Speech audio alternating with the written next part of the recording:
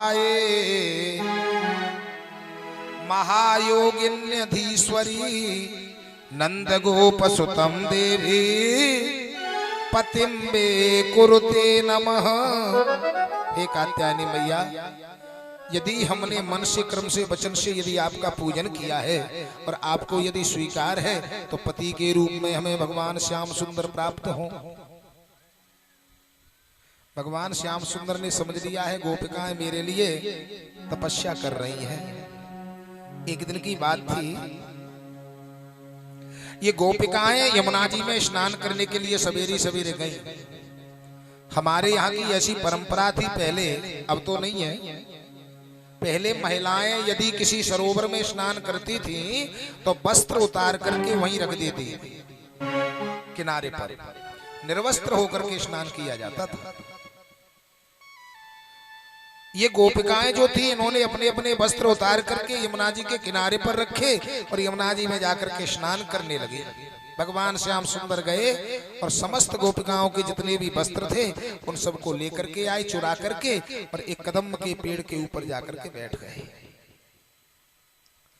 गोपिकाएं जब स्नान करके बाहर निकल करके आई, महाराज इन्होंने वस्त्र नहीं देखे, विचार करने लगी हमारे वस्त्र कहां गए। बंधुओं, जब इन्होंने गोपिकाओं ने इधर उधर देखा तो महाराज एक गोपी को भगवान श्याम सुंदर के दर्शन हुए। बंधुओं, ये जो गोपी और नहीं थी, स्वयं साक्षात राधा रानी थी। भागवत जी में राधा का नाम महाराज इसमें वर्णन नहीं किया है, विशेष गोपी के रूप में संबोधन कर दिया है।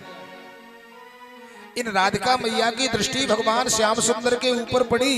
कदम्ब के वृक्ष पर समस्त गोपिकाओं के वस्त्रों को लेकर के विराजमान थे। इन गोपियों ने हाथ जोड़ करके प्रार्थना करी है, श्याम सुंदर ते दास्य करवाम तबोदितम देहि वासांसि धर्मज्ञ नोचेद राज्ञे ब्रुवावहे। एक नैया श्याम सुंदर, हम तो तुम्हारे चरणों की दासी हैं।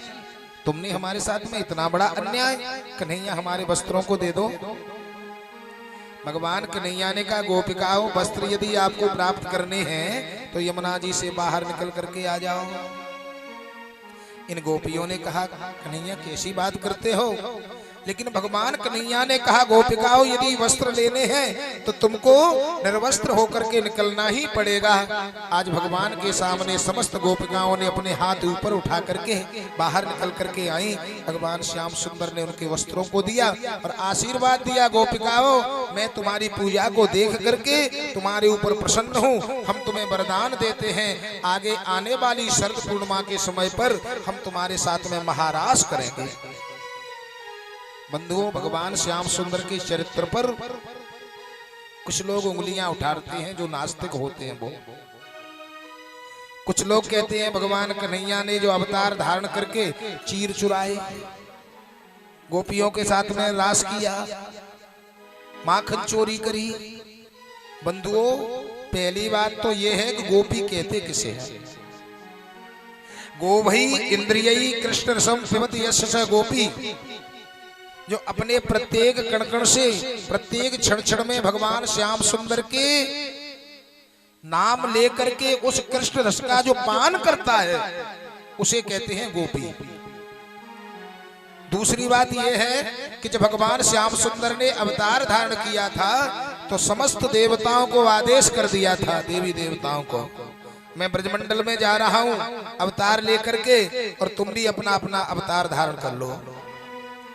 और तीसरी बात यह है, जिस समय पर भगवान श्याम सुंदर ने गोपियों के साथ में रास रचाया था, महाराज उस समय पर उनकी अवस्था 7 वर्ष की थी। जिस समय पर चीर हरण किए थे उस समय पर उनकी अवस्था 6.5 साल की थी। और जिस समय पर महाराज भगवान श्याम सुंदर ने राजा कंस का जाकर के उद्धार किया है उस समय पर उनकी अवस्था 11 वर्ष की थी। अब विचार करने वाली बात यह है कि 7 वर्ष के समय पर आज भी कलयुग है और 7 वर्ष का बालक के हृदय में कभी कामदेव प्रवेश कर सकता है क्या? बंधुओं, आज भगवान श्याम सुंदर ने गोपियों को उपदेश दिया है और साथ ही साथ में आदेश भी कर दिया है, ए गोपिकाओ, जल में वरुण भगवान का वास होता है, इसलिए निर्वस्त्र होकर के इसमें स्नान